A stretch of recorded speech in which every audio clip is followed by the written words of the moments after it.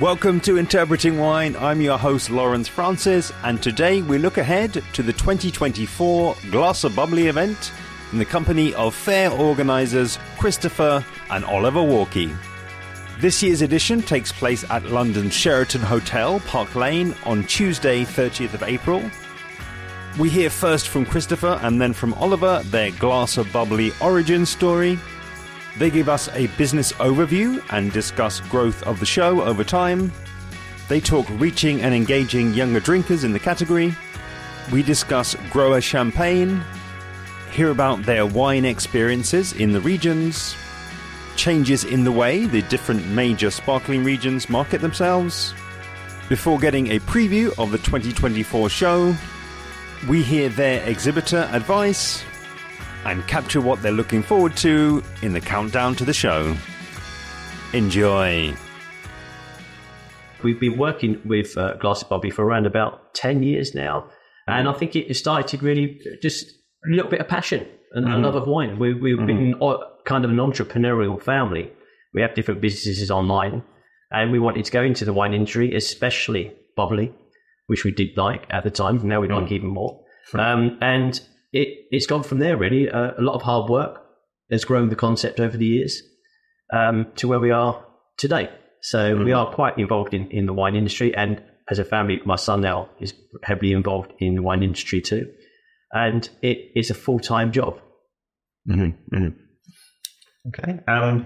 Interesting. I mean, through meeting people who are working in wine, it's often a common theme that people have started in something else and come across. So could you give it like a sense of what you were working in and potentially continue to be working in alongside the wine? Yeah, sure. I mean, as I say, we're entrepreneurial and we worked a lot online.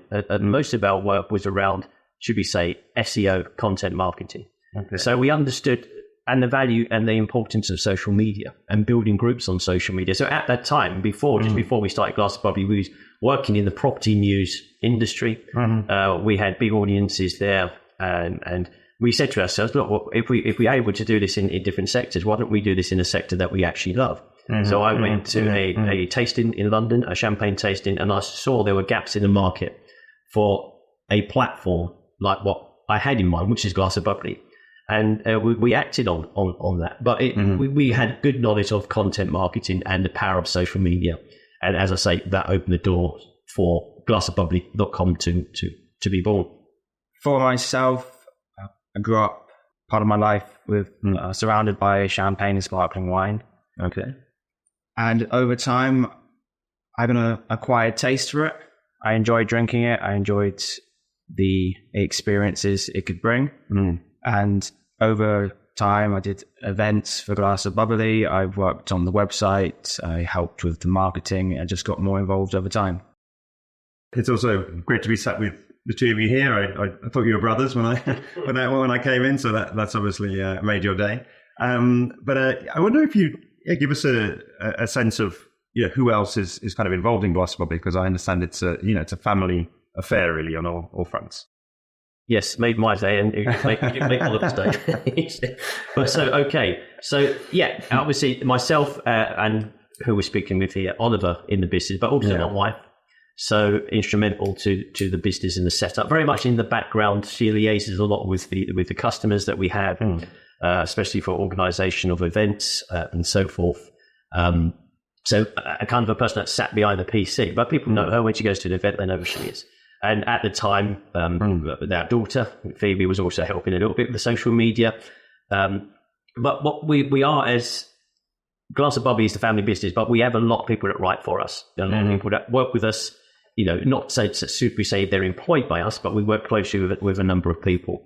The website every day has writers writing sparkling wine content. So it's an expanded family.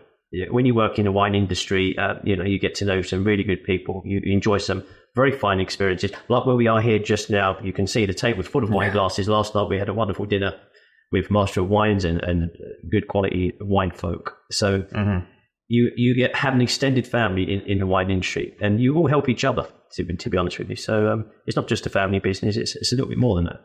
And I'm going to say I'm excited to understand kind of how some of those pieces fit together, because I know, when we last spoke, And when we met really across in Belgrade, I think it was quite obvious that you were very entrepreneurial. But you gave me some, I think, very good feedback on what I was planning to do, and the way that I work with wine brands, and as well some of the ways that I think wine can improve in terms of its reach and how it can engage new people. So I think what would be helpful for me and for the listeners is just to maybe kind of give a bit of an overview about all of those different moving parts there that you've got in terms of the website, the fair, actually selling champagne as well, and just a sense of how do those sort of fit together, and how do they sort of help one another to, I guess, increase your impact and increase the benefits that you're getting to the suppliers and the producers that you're working with. The business started, we didn't know anybody in the wine industry, and we would be like every other ordinary consumer that you go to the supermarket and you're persuaded by what's at the end of the aisle for buying wine. I don't know, a Blanc de Blanc to a red wine or anything else.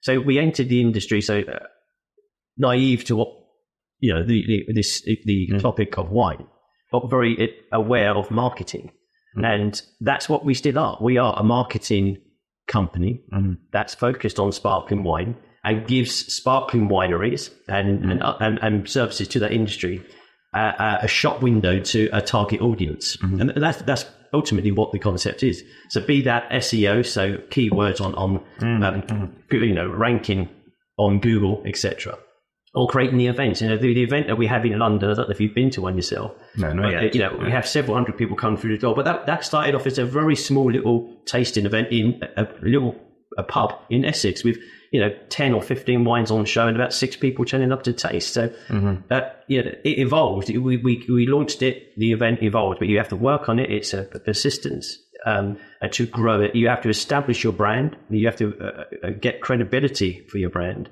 You have to get visibility for your brand. So you have to be constantly marketing online, using all of the channels available. So be it a website, be it a video or YouTube or Twitter. Each and every day, I think if anybody checks Glass of Bubbly each and every day, there's content going out. So it's a case of being seen, and then bit by bit, you're invited into networks within the industry, and your brand identity grows, and the results that you achieve for clients grows. Your audience grows, and then it's just a continuous growth as such. So that's where we are today. We have the big show in London. We have the awards. So again, the awards is set up as an additional exposure for a winery. And that started off small. But, we have judges that come from around the world now to judge, because it's seen as a creditable kind of experience for them to have. And obviously the wines that enter see it as a worthy opportunity to win some good PR on the back of winning a medal or a trophy. So I think as a business, it is literally just to keep pushing that brand forward, keep building your target audience. But it takes time. Don't forget, we're talking about 10 years. You might get lucky and something goes viral. You put a video on TikTok and hey ho, but it's just continually building, working on your domain, your domain authority. Working on these things that all come together to create the brand identity that you have. Yeah, I'm kind of smiling and nodding here because it always seems to work out that things that I've been watching or noticing, even within the last sort of hours or days, they kind of come up in conversations. And one of the ideas that's actually, again, I'm just listening to a podcast about it. It's just this idea of compounding. And on that podcast, they were talking about it in relation to savings. And okay, if you get a 10% savings and you compound it over 30, 40 years, you see that, the astronomical growth that happens, and that actually it's more later on in that time that it really kind of picks up. But I think also, one of the things that, I'll admit I probably missed, and I think a lot of people do miss, is the compounding of attention. And it's like, okay, if you maybe you do an awards for a couple of years or for 3 years, you're not necessarily going to get that much growth. But it's okay, we're going to be there, in 5-year anniversary, 6 years, 7, and then keeping going like that. I'm just curious, have you seen that sort of growing like that, as in the sense of, okay, the growth has maybe, really kind of kicked on in the last sort of 3-4 years as that attention has started to compound? I can remember the business investor saying to me, it took years and years. He had a very good business, but you never was able to dip into the business to take the profits. It never quite. You grew it, but then your costs grew and everything. He said it's only towards the later times that all of a sudden the effort and the time put in equaled a really good income. So he could dip in. So I think it's the same for us. As you grow the brand, there's more work, there's more server costs, there's more design work costs. So the profit is there, but obviously the profit is eaten away by extended costs. Which is fine because we're building a brand, we're building a concept. We're not just building something just to earn a little bit of money, or we're selling a product and this is not it. We're building actually a brand that has a value. That's one thing. And at the same time, we can generate a revenue via the show, via the awards, or via the website to keep the brand going. We don't know where the brand's going to go, how big it will grow. But each year, yes, it does organically grow. The content grows on the site. The word spreads on who we are. And those things take time. To be an internationally recognized name, even to just say 5% of the industry, can cost companies hundreds of thousands, if not millions of pounds to achieve. And I think this is a safer way to do it. If you build it over a period of years, it's a little bit more safety than saying spending £1 million to push your brand over 1 to 2 months. It could all come crashing down. Whereas, say with us and other brands like us, we're there and we'll stay there. And we make grow. A company like ours could quite easily be acquired and purchased, and a massive company comes along and they've got the budgets to really push it forward. But at present, we're just building it bit by bit at our pace, which works for us. Yeah, cool. Okay, and I think I'd be interested to hear from Oliver as well, just in terms of your view over that sort of period of involvement as well, and then also maybe just a bit of insight into like the age mix as well, and maybe that kind of attracting younger drinkers, because I know that from conversations with other wine brands and other wine producers, that's something that a lot of them are quite worried about. The fact that the trend seems to be for younger people to be drinking kind of anything but wine at the moment, beer, spirits, all these things, and even water, kind of those drinks actually being more preferable to a lot of young drinkers. Yeah, I pretty much agree with a lot of what my dad said. We want to continue growing Glass of Bubbly, helping the smaller wineries from all over the world, from Slovenia, Croatia, Chile, Argentina, all over the world to be discovered by the UK market, to be enjoyed by the British people, because they do make some extraordinary stuff. Yeah. But we do know that a lot of the best wines of each country don't always make it out of the country.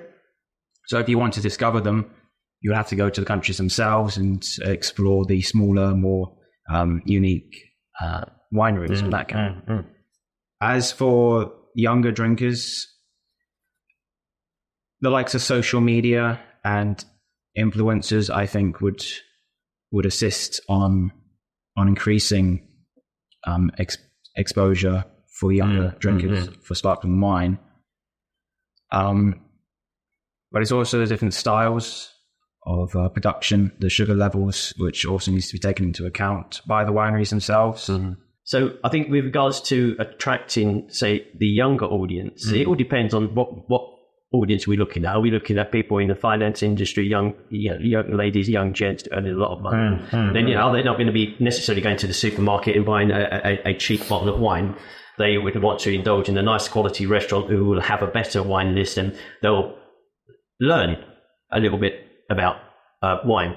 But maybe today there's so many drinks out there for young people to enjoy.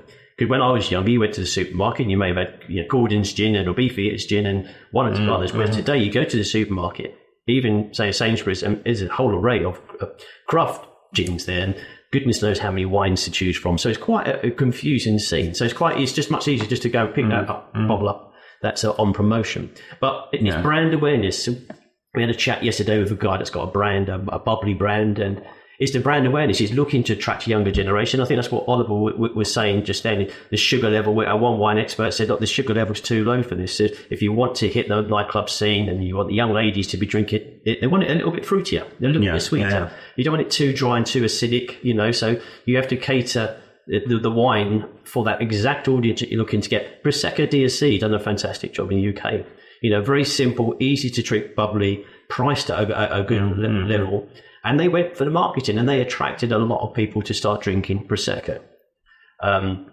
So I think for the younger generation, I think it's the brand identity, it's the brand marketing pushing to those younger people. Yeah, and no, I kind of I put the question out there because I know that again, it's I have a lot of listeners who are like studying for things like the diploma, and I know it's a big thing in the wine industry now about marketing. We need younger drinkers coming through. Yeah, of course you do. But I totally agree with the point you made there, which is that age is not the only factor. And I think that too much now, we make I think it's a wrong assumption that, we want to try to reach younger drinkers, therefore we need to, it's just about price. And I actually think that, for some people, yes, it will be, but there's a lot of other people, who I'm sure are doing very well in the kind of digital economy, earning a lot of money online. They've got the money to, invest in things like mezcal collections and whiskey collections. They've actually now got this incredible choice of flavors to kind of go for.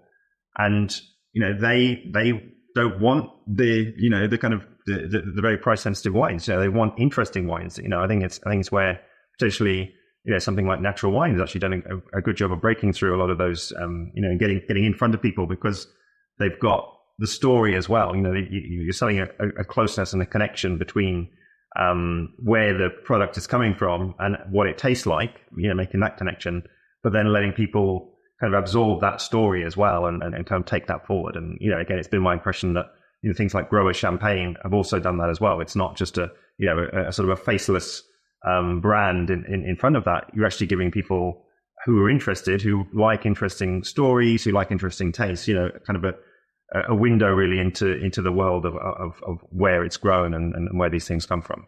I mean, I'd add one thing about the Grower Champagne there. Okay, yeah. So you mentioned the Grower Champagne, but that, for example, it's been a long process that they've been pushing the Grower Champagne for a number of years now, because us connoisseurs will know fully well that there's some amazing flavors and experiences to be had in the Grower Champagne market, as opposed to the big labels that we all know. Verves and the Moets and whatnot. So, but that's been a move and that's been a push. There's a lot of marketing pushing into the UK, and it's starting to get there. But it filters from the connoisseurs and the wine experts and the journalists, and then it filters down. They become more readily available. They become more visible on online and social media. Thus, they become, potentially for younger people, trendy to drink. Because if you turn up to a party with a bottle of Veuve Clicquot, everybody loves you. If you turn up to the party with a bottle of Grower Champagne or Jean-Pierre Fiesté, they look at it and go, oh, okay, what's that? Yeah. So that brand identity means a lot to some people. Whereas if you turned up to a dinner here last night with a bottle of Veuve Clicquot, you're going to go, what have you got that for? Whereas if you turned up with a Grower Champagne, you've got a lovely story to share with it. People are curious. Intrigued to taste it. And it undoubtedly going to probably have a better taste experience over the mass-produced champagne. Absolutely. We will get into, some of the more detail and kind of what's happening at Glass of Bubbly 2024. We're recording this in enough time to give that preview. But I'd like to kind of pick up on something that Oliver mentioned earlier around the getting out into the countries. You mentioned Slovenia, Chile, getting out there, and I'm just curious. Could you maybe again? I think it will be a nice bridge across to the show itself. Maybe just kind of fill us in on what might have been kind of some of the most influential travels that you've had. Actually getting out there, meeting growers, exploring new countries. Again, you mentioned Slovenia, which I know is a country that's increasingly becoming known for its sparkling wine. But maybe at the time that you went there, it was maybe a little bit more off the beaten track. So just curious to get a sense of what might have been some of those kind of formative, interesting experiences that you'd be okay to share.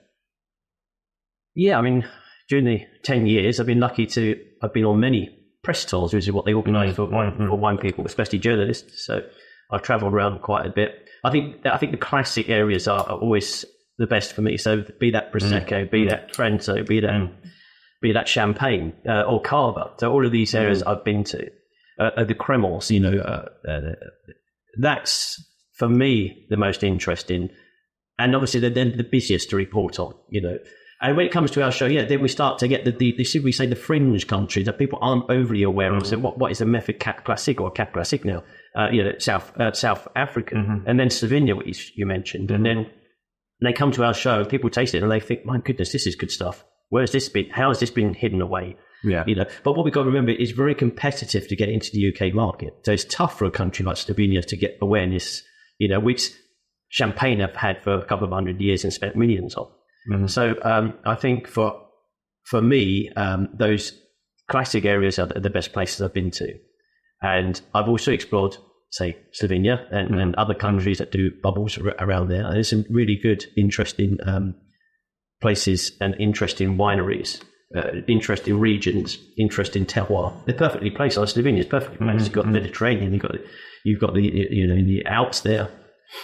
And I would say, but for me, the classic areas are like Prosecco and Champagne, because it's got so much content for us, so much content, so many connections concentrated within a small area as well, especially Champagne. And obviously with England, well, let's not forget England, wineries. But this is the kind of thing that's just starting to trend in the UK. All of these wineries are small. They were small, you wouldn't be able to stay overnight. They wouldn't have a tasting room. All of these things are starting to happen now. They're investing. We're up to about 900 wineries in the UK, but they're investing money into the hospitality, into the food, into the accommodation. Mm-hmm. Whereas, say, Champagne, that was a massive part of their tourism. Wine touring is big in Champagne. We're getting to see that now over in the UK. So the UK, we've been to, me and Oliver, to a few wineries, and fantastic. The setup is great, ready for an influx in wine tourism over the next generation or two moving forward. Mm-hmm. Mm-hmm. Yeah, and again, I'm sure all of those places, or all of them, probably are incredible, and they kind of have their own unique selling points in terms of how they look and the culture. I mean, that's always been my impression. That again, that's why I love so much going to wine regions, because again, they're always in a beautiful area. Hospitality is always amazing. The food's usually top drawer as well, and they kind of have an incredible amount to kind of draw upon. And kind of again, there's probably too many trips to mention over in any detail. But I'm just curious, do you again, looking back and maybe kind of connecting dots, looking back in a way, do you see a lot of trends that are shared within maybe those kind of three iconic regions that you mentioned there, which may be the best known within my audience, the Champagnes, the Proseccos, the Cavas. Yeah. I'm just curious, what might you see as things that maybe one is doing well that the other isn't doing, and maybe even some kind of broader trends, be that in terms of stylistically, be that in terms of how they're marketing themselves, or any other elements that you're seeing from your perspective. Well, that's a meaty question, because there's a lot to that. There's a massive lot to that. It's not simply are their wines good and we want to get it out to market. There's a lot of political kind of elements to that. The setup of the company, what PR company they're choosing, who their president is there any disputes within the ranks, such as members that come under that governing body or the bureau, or however they're set up.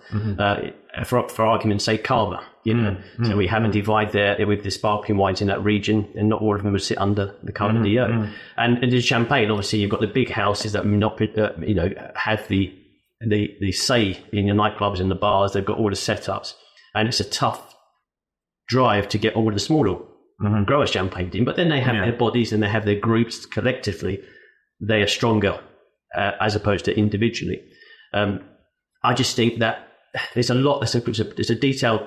We require a lot of detail to answer that. And it's not easy. A lot of the time they have a good wine. They don't know how to get it to market. The UK is, as I say, aggressively, it's busy, But what we also must remember, I think you have to strip everything back. And I had a chat this morning. We had a business call, conference call, and I said to the person, you have to strip back all of this thing and deal with one important thing: is the money, it's the business. At the end of the day, all of these things. Grower Champagne is lovely, and it is business, and that's what's keeping the people in there. The winemaker, the marketing person, the admin. We have to make sure that business is key, and profits are key. And sometimes some of these organisations do not have that. They haven't worked out how to get their wine region to the market, or they've let things slip for a number of years, and they've fallen from there down to there. And if you've got to remember, if you're not there and you're continuing to be there, there's probably 10 other wine regions looking to take your position. So if you let things slip for 6 months, you could lose that position. And especially sparkling wine, yes, you've got champagne, you've got Prosecco, and that they monopolise the industry. But you've got Cava, and as we said, you've got Slovenia, you've got South Africa, you've got New Zealand. It was, for me, quite literally, I suppose if I was on board with one of these big regions, I'd be making sure it's building Glass of Bubbly does, building your target audience, building your influence to them, increasing brand awareness, thus increasing sales. But it's a difficult question. I can't elaborate too much because I'll give things away. But there are certain issues with these big groups that they could be doing better. Yeah. That's all good. It's usually a good sign to ask too big of a question, because I think as well, it gives more to kind of talk about and come back to potentially at a later date.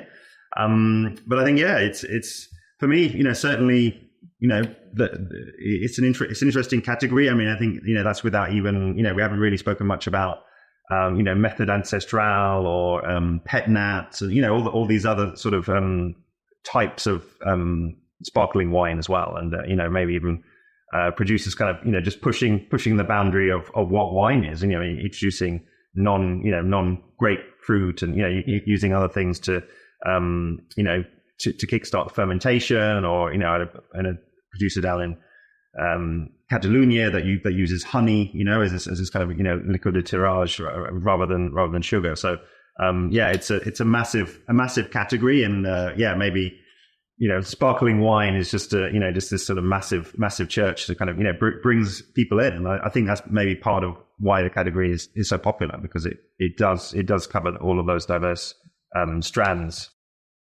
So let's bring it back to, or let's bring it to really the fair itself, and I guess kind of give a bit of a sense of what's coming up. And I think for me an interesting place to start would maybe be either regions or indeed producers who maybe you've, again, that idea of longevity and brand building and building relationships. Maybe somebody who's returning to the fair, and there's I don't know, maybe are there any who's been there and kind of been supporting you right from the start? Well, yeah, I mean, we've had exhibitors that have been with us nearly every year, but you've got different levels of exhibiting. So you may have a very big brand and they need to be seen all the time because they just want constant brand awareness. They're not necessarily looking for a distributor or anything like that. They have a distributor, they've got the whole system in place, but they want more people to taste their wines, more sommeliers. Whereas you may have a small winery desperately looking to get into the UK and put a lot of money to get to our show. A lot of their money, should we say, is tied up at the show. And their one thing is they're looking for that distributor. And if they don't get the distributor, unfortunately, then there's not been of any real profit to them. There are other people that say, look, we're looking for a distributor, we're also looking for feedback from your sommeliers, we're also looking at a little bit of brand awareness, and they achieve what they're looking for. So we do have people, that have been a few times to our show. And it's usually about 25-30% return each year. So they would book, again, because they've liked it, they've enjoyed it, they've made the connections, or they've made connections, but none of them have proved to be good for them, and they want to revisit those connections. Because obviously our audience, it's a bubbly show, which is good. And we're also known for the smaller, lesser-known bubbles. So when people come in, they're going to find flavours that they've never tasted before, wineries that they don't know. And they'll make they'll spend a very good day with us discovering new things. But we have champagne, we'd have the Cavas, we'd have the Proseccos there. But mixed in between, there may be other little regions. And at the end of the day, it's a business. So whoever books a stand exhibits. As long as they've got grapes and bubbles in that bottle, they can exhibit. So obviously we're only, a couple of months away from the show. So everything's booked. I mean, the summit, we have the summit running. We have the Sparkling Wine Summit that runs adjacent to the show on the day.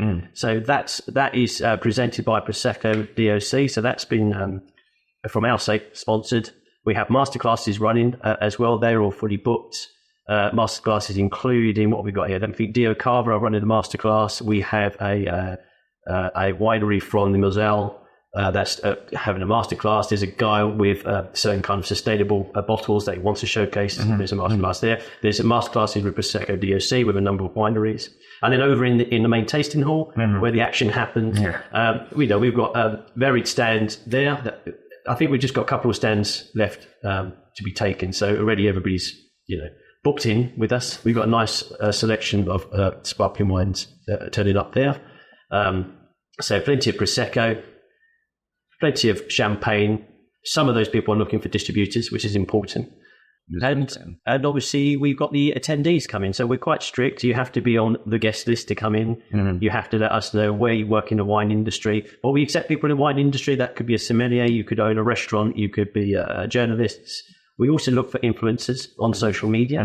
So you don't necessarily have to be in the wine industry. But if you're coming with a very positive social media channel, you'd like to come to our show and discover the wines and talk about the wines on your channel, you're more than welcome to. And then we usually have a sprinkling of a few celebrities and a few like maybe MPs or EU MPs that will come in. Because these people also, you'd be very surprised that a lot of celebrities and people who say in politics, dare I say, have wine education and have a passion for wine. And some of these people buy the wines for their, for their offices and whatnot. So we have a sprinkling, a very good array of people that come, from young people to senior people. Senior Master of Wines are there.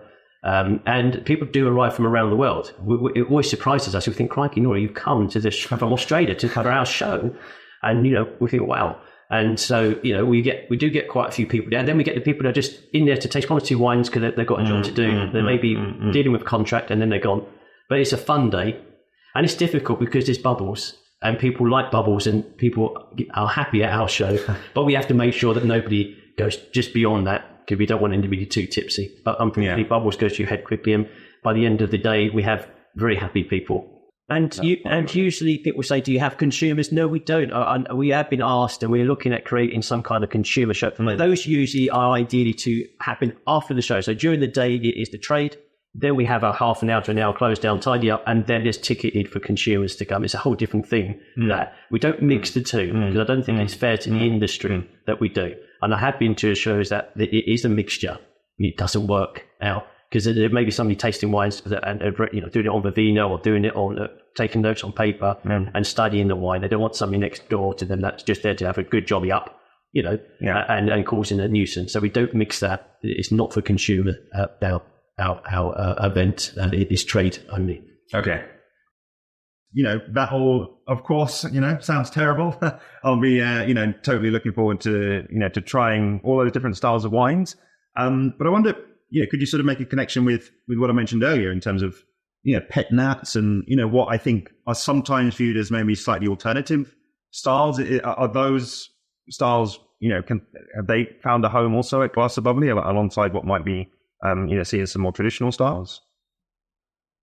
Yeah, definitely. Obviously, those styles, most people won't know what they are. And in fact, if you had a pen hat, so you've got the leaf still in the bottle, some people may think, has this gone off? So it's quite an acquired kind of a taste for sure, and only a few people know what it is. So generally, what we do is the normal stuff of champagne, Prosecco, because that's what sells. So at the end of the day, our exhibitors, 95% of the exhibitors are just the basic stuff that sells, easy to sell, easy to make a profit on. But we do have some niche products there sometimes. We've had red sparkling wines. We've had Ancestral, and we've had the triple fermentation, all different styles of, orange style. But again, if somebody's got an orange style sparkling wine, it's going to be a restaurant or somebody specifically looking for that wine, because it's not easy to sell, so maybe a certain type of sommelier that wants that for his wine list. But we do have those things at our show. People love them. Even during the judging for the awards, we have that. Out comes all of the white wines and the rosés, and then it gets to that point where maybe the cloudy sparkling wines come along, and also the reds. Everybody faces light up when they see the red sparkling wines, because most people have never tasted a red sparkling wine. So you will find it at the show, but obviously you're going to find Prosecco, champagne, and Cava and Riesling and all of these kind of things, because that is the main part of the business. Yeah. Okay. That is the bubbly world. Yeah, exactly. There's, I guess there's levels, isn't there? There's levels to every game, and it's, as you say, champagne of kind of done so well over the years, and really kind of gotten a march on people, haven't they? They have, but don't forget that even with champagne, it's not just champagne. You've got champagne, you've got Premier Cru, you've got Grand Cru, you've got Rosé.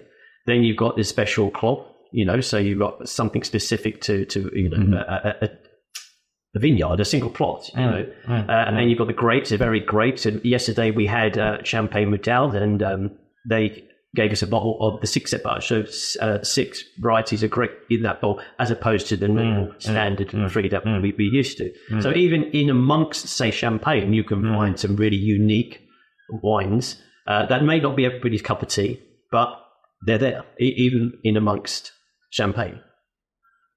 Yeah.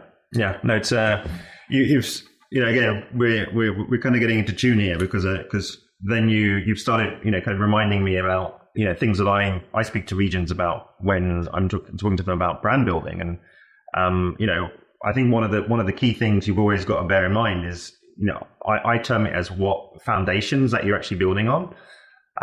So for example, if you're I've been talking recently with some Bulgarian producers, and I think it's very important if you're bringing Bulgarian wine and you're trying to have that almost regardless of quality, and you want to put forward where you're from. I think you've got to pay attention to people have potentially past exposure to Bulgarian wines. 20-30 years ago it wasn't necessarily so good. And it's improved, and quality is amazing, but you've always got to be aware of, okay, we're starting from scratch here, guys. We've got to build an awareness, we've got to build a brand, we've got to build a connection, we've got to tell our stories in kind of the best possible way. And I've always looked at, really beyond champagne, I've always looked at bubbles as this area where actually, I think when you think about the foundations that you're building on, it's always struck me as, I think certainly here in the UK, we see it as something special. We see it as something celebratory. We see it as something unique, which I think is obviously a solid foundation that we're building on. But again, that's me not having that kind of exposure. So I'm wondering, are there any other foundations that you think we're building on there, or is my assessment kind of pretty accurate in terms of why sparkling is kind of so special? I think, let's look at the UK market. I think champagne was always the key word. It's seen as you say, celebrations, all the way up to the Formula One podium and spraying it. That was what it was. Your birthday, anniversary, Christmas, wedding, that's when it comes out. Whereas that's probably like 20, 30 years ago. Whereas today, lots of people would be putting a bottle of Prosecco or a bottle of champagne in their basket during their weekly shop. So, it's a kind of a weekly kind of product for many, as opposed to yearly or special occasion. But I don't think it will lose that. I think that's what it's known for. And then you go on to these labels that have celebrity endorsement, or the bubbles that have appeared in film, be it Marilyn Monroe or James Bond. They've had sparkling wine for those luxury kind of occasions, as opposed to sitting there having a cup of tea or a beer. It's champagne, and he's got the nice suit on, or that lady looks beautiful and she's got a nice glass in her. So that assessment is correct. So maybe it has the edge over standard still wines, but there's a lot of competition. If you've got a brand, you want to get it into the UK, a sparkling wine brand, my goodness, it's a tough old job. But you need to have a clear, and I think you said about the Bulgarian kind, you need to have a pot of money. You need to have a target audience that you're aiming for. You need to understand your brand very, very well in your country. You need to get top tier people that you influence, and then work on those and hit down the networks of networks. Now, the problem that you get, maybe I should have added that a bit earlier on, a lot of these companies, say Bulgaria, just say for argument, will then choose a PR agency to manage that for them. And sometimes that's where the breakdown occurs, because the PR agency doesn't have any real experience in wine. They may be good at marketing here, etc., but they don't understand the wine industry. So if you're in the wine industry and you've been in it for a number of years, you know the way things work. You know how to put forth your brand. We're here today at Glass of Bubbly. Not saying that every day we've woken up and we've done things spot on. We've made mistakes, we've changed, we've adapted, we've listened. Audiences have told us, me going to networking events, speaking to people, all of that's combined to understanding the market very, very well. So if Bulgaria come along with a new PR agency, they may make a complete flop, because although they may have innovative ideas, it looks on paper, they're not hitting the audience. And let's be honest, any wine influencer is inundated with requests to taste wines, to attend events, to attend launch parties, to go on press trips. You taste 5 wines today, you can be tasting 5 tomorrow, 5 the next day. So it's very easy for you to forget that wine you've just tasted because you know you're going to be tasting another wine tomorrow. So to master the sticking power of a brand, especially within wine influence, is not an easy job. It can be done, but sometimes they choose a PR agency where there is a slight kind of disconnect between the winery and the wine industry. Just my opinion. Yeah. Yeah, and again, it's a totally valid opinion because again, you've, talking about compounding, it's the attention that compounds, money obviously compounded, but your experience compounds as well. It's like the things that you see year after year after year, and you will pick up, I'm sure, intuitively on things that regions are doing well, things that are not doing so well, things that producers are doing well, not so well. Just in terms of, and then be able to map that to actually the business side of things and actually, getting paid and getting kind of repeat customers.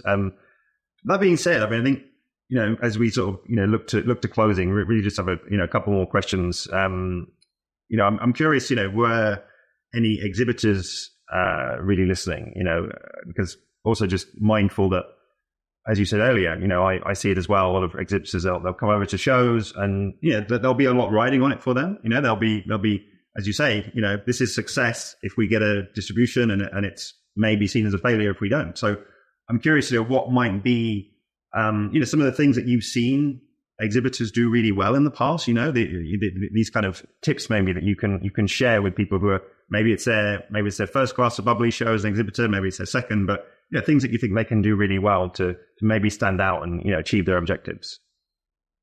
Well, yeah, I mean, for sure. I mean, when I go around our show, I see people making mistakes and I'll let them know. And there are people that know what they're doing. So they understand, they know their price point, where they're looking to enter. They know their branding. They've got their wines ready for distribution. They've got their website. You can order it online. Everything's good. They've got a very nice guy, a very nice lady behind the counter there, serving the wines, engaging, communicating with people. They get it well. You may have someone else that's standing there with their arms crossed or on their phone, checking Facebook, not looking up, and not overly engaged with the person in front of them. And you see, but that's their style. Not everybody, some of these people are winemakers that stood behind there. So they're not expected to be a marketeer and a showpiece and an entertainer. They're just bringing the vines yesterday. And they're out at a stand. They're not experts at marketing. Maybe they're shy or they're not forward. They're introvert, extrovert. We don't know.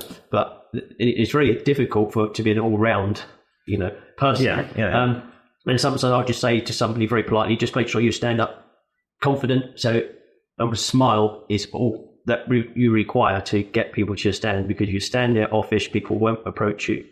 Some people won't approach you. So, put the phone down, I say, are you on Facebook? I say, take it off, communicate with people. And there's just the basics we offer. We can't tell people ultimately what to do. But a lot of people have been to our show, they know the audience we get, they know what to do. But especially for one that's just started off or has, a winemaker showcasing, we'll just give them a few little friendly pointers, to help them engage best with the audiences that we bring through the door for them, Yeah. And as you say there, I guess a lot of it is really knowing who you're talking to as well. So I guess it's, they maybe on a consumer side of things, they might need to go into more detail on the production or, like where they are or what grapes they're using, and maybe somebody who's, as you say, professional looking for something specific. Again, I don't know if this is something relevant or, something that you'd like to comment on, but, I think for me, going to now like hundreds of different tastings, I think there's one thing that I think no one ever really does when I go to their stand is right at the start, kind of trying to understand who I am. I mean, sometimes I know it's there on your badge, but I just feel as though, understanding why the person is there today, a sense of where they work from, it always stands out to me as that's like a really low hanging fruit, and that the exhibitor, they could tailor so much of what they're saying a lot better if they kind of knew a bit better who was standing in front of them. Yeah, I think it's just down to the individual, isn't it? It's their motivation. What are they there for on the day? Yeah. What are they looking to achieve? And you're quite right. They should. Anybody who comes to their stand, they should be, who are you? What are you looking to do? What are you looking at in compared to specific wines? But as I say, it's not easy for a lot of these people because they're not experts at it. They haven't gone on a training course on how to do it. I mean, the ideal thing is that they'll send a winemaker there and then have a representative that I trained up how to present yourself at a sparkling wine tasting. That's what I would I recommend them to do. So, but we, as wine tasters like yourself, we're used to it. You go to stands and people are not interested, and other stands are lovely and talking. The industry's still got some way to go. We was in Serbia, and I took pictures at the amount of people that were sat on their mobile phones, disinterested and happy. They may just be working for the brand. They don't really care if they sell anything. Then they've got a job to do. What time do we finish? Whereas there's going to be someone that owns a brand is passionately keen to get the connections that they want. They want to get value back for that stand that they paid for. There's a lot of people that it's just a job, and it's the boss's fault for choosing that person to represent their brand on the day. I don't want to dig at the industry. They're lovely people, and a lot of the time you go to a tasting and you taste amazing wines. Yeah. Last question from me, really. We're, as you said before, about 8 weeks out from the fair itself. So I might start with Oliver, actually. So I'm just curious, just to get a kind of a personal sense of sitting here now with that time out, like how do you feel now looking ahead to the fair? And, are there any particular elements of the next 8 weeks leading up to the fair that you're kind of particularly anticipating or looking forward to? We always look forward to putting on the Glass of Bubbly show, welcoming in the exhibitors, helping them make the connections. In the lead up to it, we're going to continue pushing out content on the Glass of Bubbly website, the social media channels, help the wineries who are exhibiting to increase their exposure online, help more people to discover who's going to be there and what to enjoy next, sort of thing. Well, yeah, I think, as Oliver said, the thing is, we put the show on for a number of years, and I usually say to Oliver, to a degree, we could do the show blindfolded. We know exactly what to do. The whole process is very simple. We used to be nervous before, like, we've got so much to do, and how now we know the system, we know the layout, where the stands go. So that bit's done. Now it's a case of just, it's what Oliver's saying, working with these wineries that are going to be exhibiting, getting their wines over to us in the UK, making sure they're giving us all the details that we require to push out on the day, making sure the masterclasses, they've got all of their set up correctly. That's part of the administrative work that we need to be doing between now and then. But I think what Oliver said there is just business as usual. A huge thanks to today's guests, Christopher and Oliver Walkey of Glass of Bubbly. If you're going to be in London in April and you work in the wine trade, make sure you visit glassofbubbly.com where you can register for tickets. That's also where you can find names of all exhibitors who will be present, as well as details of the Glass of Bubbly masterclasses and summit. And if you do get to the show, make sure you say hi to Christopher and Oliver and let them know you heard their interview on Interpreting Wine. I will be there, of course, on the day, enjoying everything that you've just heard on the episode. So if you're there yourselves, please come and say hi, and see you then.